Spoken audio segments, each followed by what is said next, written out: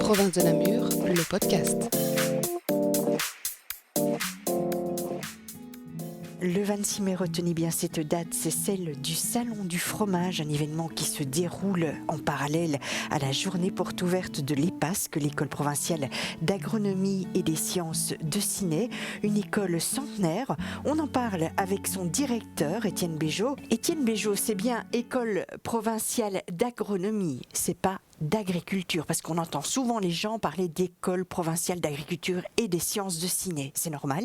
Tout à fait. La dénomination ancienne de notre école était École technique provinciale d'agriculture, tandis qu'aujourd'hui, on parle bien d'École provinciale d'agronomie et des sciences. La nuance entre agriculture, agronomie, c'est quoi ?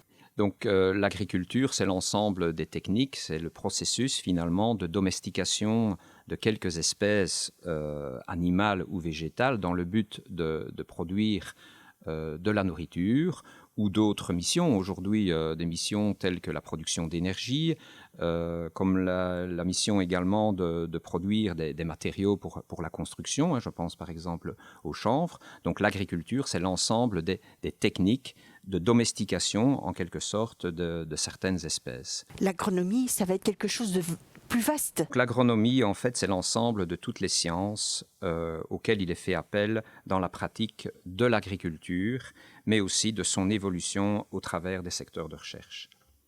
Et cette agronomie, elle reprend différentes disciplines comme la botanique, la phytotechnie, la phytopharmacie, la pédologie, la climatologie et j'en passe, il y en a bien d'autres. Des choses qui amènent à la science, d'où l'ajout de sciences dans l'appellation de l'école, peut-être. Tout à fait. Donc l'évolution de notre offre de formation, d'une formation initiale où on enseignait des techniques agricoles. Aujourd'hui, on aborde toutes les notions scientifiques qui gravitent autour des techniques agricoles. Et donc, en fait, l'école, si on reprend son histoire au départ, elle va essayer d'accompagner finalement des gens à aider à nourrir la population, tout simplement. C'était vraiment la préoccupation première de l'école. Tout à fait. Donc la préoccupation première, si on remonte à une centaine d'années, la province achète le domaine de Saint-Quentin pour y développer une formation initiale en 2 années. Et aujourd'hui, la formation a évolué évidemment vers des cursus beaucoup plus longs, mais également vers une offre beaucoup plus diversifiée,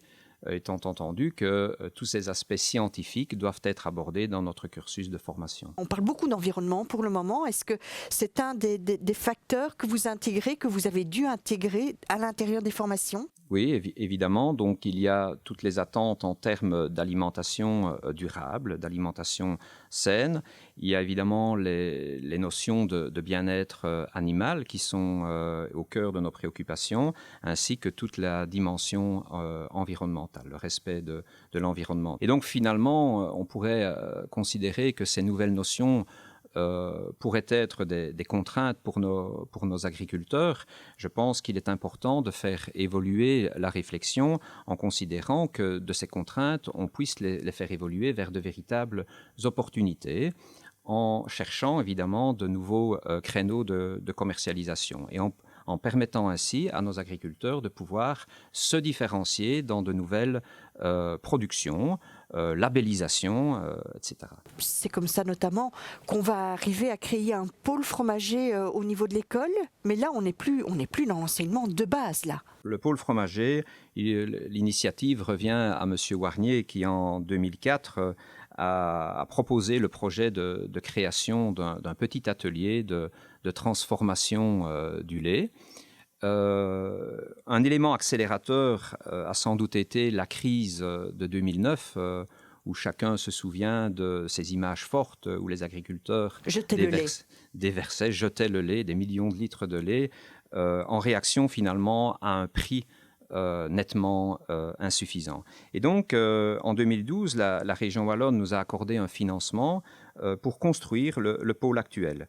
C'était le premier hall relais wallon, qui n'a pas comme mission de produire des quantités de fromage, comme on pourrait parfois l'imaginer, mais qui a vraiment une mission de formation. Donc en fait, les adultes viennent se former à la transformation du lait, la production de fromage, de beurre, de yaourt, de glace, mais également ont la possibilité de pouvoir disposer de l'outil, donc des infrastructures. Ça permet finalement... Un petit peu comme un incubateur? Tout à fait, c'est un incubateur, une couveuse, qu'on pourrait dire, et qui permet finalement aux personnes désireuses de s'investir finalement dans la transformation laitière, d'une part de se former, ça c'est important, mais également de pouvoir disposer de ce matériel pendant 5 ans pour se tester. Avant de s'aventurer dans le projet de la transformation, il est intéressant de pouvoir se tester avant de consentir à des investissements plus conséquents. En quelques chiffres, le pôle fromager aujourd'hui, c'est 85 000 litres qui sont transformés sur le site. C'est 70 personnes formées, 44 producteurs bénéficient du service en atelier et plus d'une centaine de producteurs par an bénéficient d'un suivi directement sur place. Alors on est bien d'accord, c'est destiné aux professionnels dans un cadre de diversification, on va dire. C'est pas monsieur et madame tout le monde qui se dit tiens, j'irais bien apprendre comment on fait des glaces. Si, tout à fait. Donc en fait, toutes les personnes en principe peuvent en bénéficier. Lorsqu'on a trop de demandes, on privilégie évidemment les personnes souhaitant vraiment se lancer dans l'aventure, c'est-à-dire qu'il doit y avoir idéalement un projet derrière. Mais nous assistons finalement aujourd'hui à beaucoup de reconversions, énormément de personnes nous sollicitent alors qu'elles ne sont pas nécessairement issues du milieu. Et alors il faut également souligner que ce pôle fromager bénéficie également ponctuellement à certains de nos élèves qui souhaitent également se former à la transformation du lait. Donc c'est un plus en termes de formation pour vos élèves, un nouvel élément, on va dire, qui s'ajoute quand même à un éventail de formation qui est assez vaste, qui est lui aussi lié à l'évolution du secteur. Tout à fait. Donc notre offre de formation s'est très largement diversifiée au cours de ces années. Et également, notre pédagogie a fortement évolué au cours de ces années. En termes de formation, aujourd'hui, nous offrons la possibilité de suivre un enseignement dit de transition, à savoir que cet enseignement de transition est relativement proche de l'enseignement général, avec une formation commune solide, 4 heures, 6 heures, 8 heures de mathématiques, des langues modernes. Et donc cet enseignement de transition prépare nos étudiants à l'enseignement supérieur, l'université, l'enseignement supérieur de type cours, vétérinaire, les bio-ingénieurs, etc. La caractéristique de notre enseignement de transition par rapport à l'enseignement général, c'est qu'il a une dimension appliquée. À savoir que l'enseignement des sciences se fait au travers d'un aspect à caractère appliqué. Donc les sciences sont appliquées et pour cela nous avons la chance de bénéficier de laboratoires très bien équipés. L'enseignement des sciences agronomiques évidemment est très coloré et très appliqué également, ce qui apporte évidemment une motivation supplémentaire à nos étudiants. À côté de cet enseignement de transition, nous avons 5 filières de qualification. Et ces filières, justement, quelles sont-elles? Alors, ces filières sont articulées autour de la filière, je vais dire, qui est l'ADN de notre école, qui est la filière agricole, donc le technicien en agriculture. Donc ça, c'est une des filières, je vais dire, prépondérantes dans notre offre de formation. Donc on forme les futurs agriculteurs, mais également des techniciens qui vont travailler, qui vont graviter dans tous les secteurs du para-agricole. À côté de cela, l'agriculture, elle a besoin évidemment d'un soutien dans l'agroéquipement. Tout le monde constate aujourd'hui que l'agriculture... Il y a de plus en plus de machines. Il y a de plus en plus, évidemment, de machines. Ces machines nécessitent des formations très pointues pour l'entretien, pour la maintenance et justement également pour l'encadrement donc, de nos agriculteurs. Et là, c'est un secteur en pénurie. Ça, c'est un secteur en pénurie. Donc, tous nos techniciens trouvent du travail directement en sortant des études.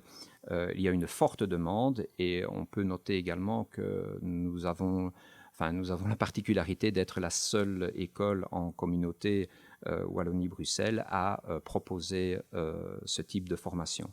Donc l'agroéquipement, donc le service à l'agriculture. À côté de cela, nous avons aussi des formations en environnement. En environnement, on ne peut pas évidemment mettre de côté cet aspect, et nos techniciens en environnement seront également amenés à travailler dans des secteurs très diversifiés. Il n'y a pas un métier de l'environnement, donc c'est très diversifié. Ça peut rejoindre les filières agricoles ou pas. On peut travailler dans les espaces urbains, dans les espaces ruraux d'une manière générale.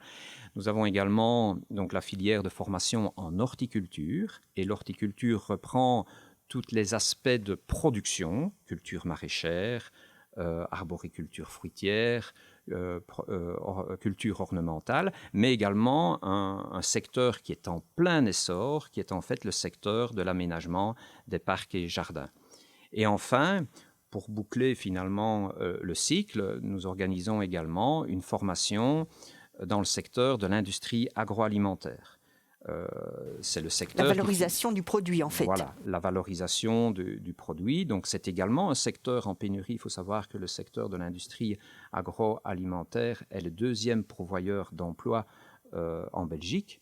Donc, c'est un secteur où il y a énormément de demandes, et ces techniciens seront amenés à travailler dans l'industrie agroalimentaire, responsables de chaînes de fabrication, travailler sur les chaînes de fabrication, ou bien s'orienter vers des productions un peu plus artisanales, dans des entreprises parfois un peu plus réduites, ou directement dans des productions, dans des valorisations de production locales. Est-ce que ces filières sont vraiment cloisonnées? Est-ce qu'il n'y a pas des passerelles entre ces filières? Tout à fait, il y a des passerelles. Ce qui motive nos élèves au départ, c'est l'attrait pour le secteur vert, secteur vivant, et des étudiants qui suivent un cursus de production en agriculture. Ces étudiants ne vont pas tous reprendre demain une exploitation agricole. Donc il y a évidemment énormément de passerelles possibles, et je vais dire, il ne faut pas non plus oublier la possibilité de poursuivre des études supérieures au terme d'un enseignement qualifiant. La qualification offre un CESS au terme du cursus, et nombreux élèves poursuivent des études supérieures de type cours. À côté de ces 5 filières de formation dans le secteur du qualifiant, nous avons également une formation professionnelle, de type professionnel, l'agent agricole polyvalent. Parce qu'on constate au niveau de l'évolution des exploitations agricoles qu'il y a une diminution du nombre d'exploitations. C'est une diminution constante depuis des décennies, mais parallèlement, on assiste à un besoin de main-d'œuvre ouvrière pour venir en soutien à ces chefs d'exploitation. Et donc, l'agent agricole polyvalent répond totalement à cette demande. Est-ce qu'il n'y a pas une crainte dans le chef des jeunes, on parle souvent de la crise au niveau du secteur de l'agriculture, d'arriver dans ce secteur? Donc vous l'avez montré, il y a une infinité de portes, mais peut-être que les gens n'ont pas toujours conscience de cette infinité de portes qu'il y a devant eux. Tout à fait. Donc, je vais peut-être revenir sur votre première question, sur la crainte. Il est clair que le métier d'agriculteur est un métier aujourd'hui qui parfois souffre d'une certaine mauvaise image. Donc, c'est un métier qui revêt évidemment des aspects très, très, très attractifs. Nos jeunes, quand ils arrivent chez nous, sont tous des passionnés pour le secteur. Mais ils ont une vision souvent restreinte, finalement, de ce que sera le métier d'agriculteur. Et donc, tout au long de leur parcours, ils vont prendre conscience. Et donc, ça, c'est une responsabilité que nous avons et que nous prenons à cœur. C'est de leur montrer, finalement, la réalité et la difficulté de ce métier. On peut par exemple souligner parfois une forme d'ingratitude de ce métier d'agriculteur.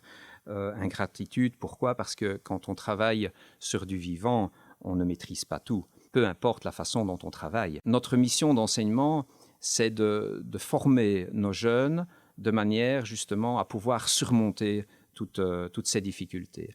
Mais les mettre dans un certain réalisme de ce que sera demain la profession. Et donc, pour revenir à votre question première, effectivement, Beaucoup de jeunes s'engagent souvent chez nous en se disant demain on sera agriculteur. Ils sont d'ailleurs souvent issus du monde agricole, puisque vous n'ignorez pas qu'on est souvent agriculteur de génération en génération. Ça facilite d'ailleurs souvent la transmission des exploitations.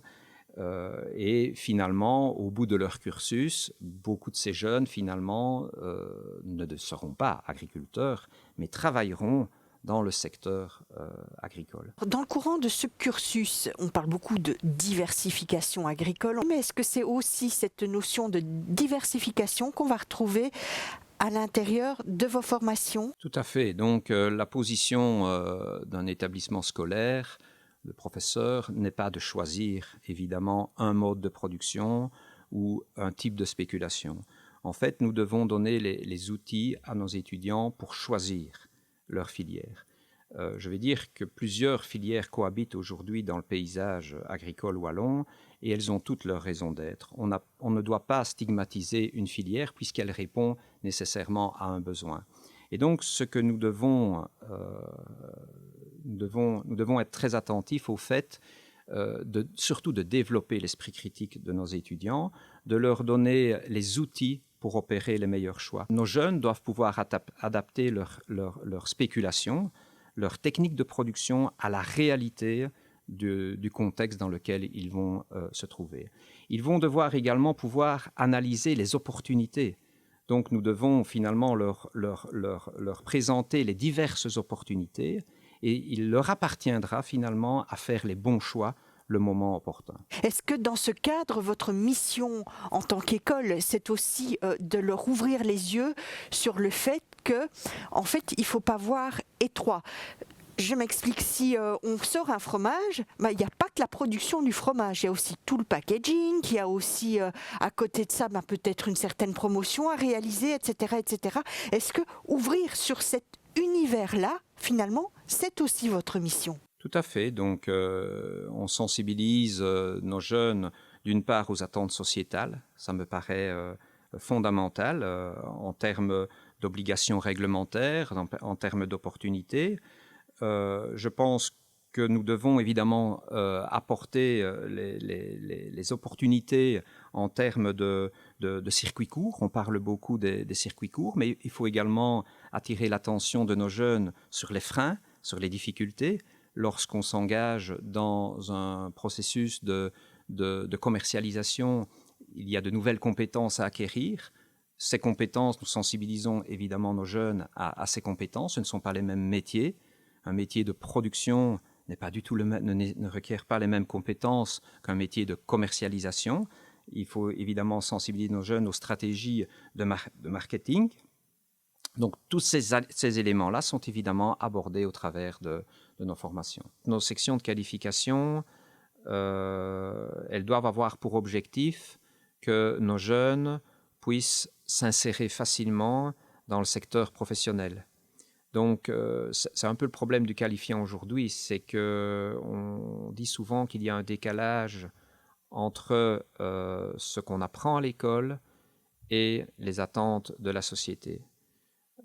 Et comment notre école rencontre finalement ce défi. Justement, comment? Chaque année, notre pouvoir organisateur investit dans du matériel de pointe, de façon à ce que le matériel utilisé au travers de nos cursus de formation soit vraiment en phase avec les réalités des métiers. Deuxième chose, c'est que nous intensifions vraiment notre collaboration avec des partenaires. Comme partenaires, nous avons une centaine de collaborateurs constants d'année en année et nous avons plus de 200 maîtres de stage chaque année. Quand nos étudiants vont en stage, ils ne vont pas en stage uniquement pour apprendre les gestes techniques. On va leur demander de faire une analyse complète de l'exploitation, de l'entreprise agricole. Et on va, au cours de ces 5-6 semaines de stage sur tout leur cursus de formation, suivant un canevas d'études, on va leur demander de faire une analyse critique de l'entreprise en question et de proposer des pistes d'amélioration.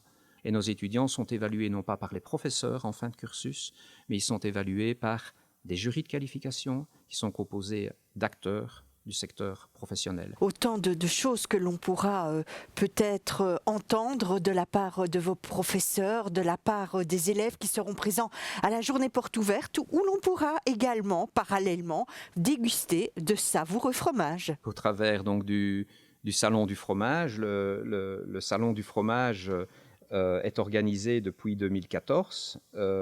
C'est un salon qui a pour vocation de se faire rencontrer les professionnels du métier. Il y a environ 30 exposants fromagers, des producteurs, des transformateurs qui mettent en vitrine leurs produits. Il y a également des exposants de matériel. Il y a également des animations. Cette année, nous aurons la chance de pouvoir assister à une démonstration de fabrication de mozzarella.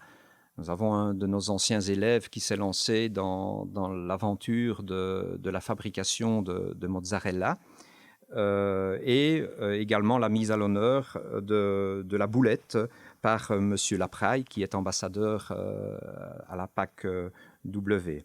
Il y a également, lors de ce salon du fromage, le concours provincial de beurre en vue de la préqualification pour la finale régionale à Bâtisse. Et enfin, on a différentes conférences à l'attention des professionnels du métier. Donc chaque année, évidemment, depuis 2 ans, nous n'avons pas eu la chance de pouvoir l'organiser avec le contexte Covid, mais on estime que les fréquentations sont de l'ordre de 3500 personnes, rien que pour ce salon du fromage. Et donc le rendez-vous, c'est le jeudi de l'Ascension, le 26 mai, et on y sera.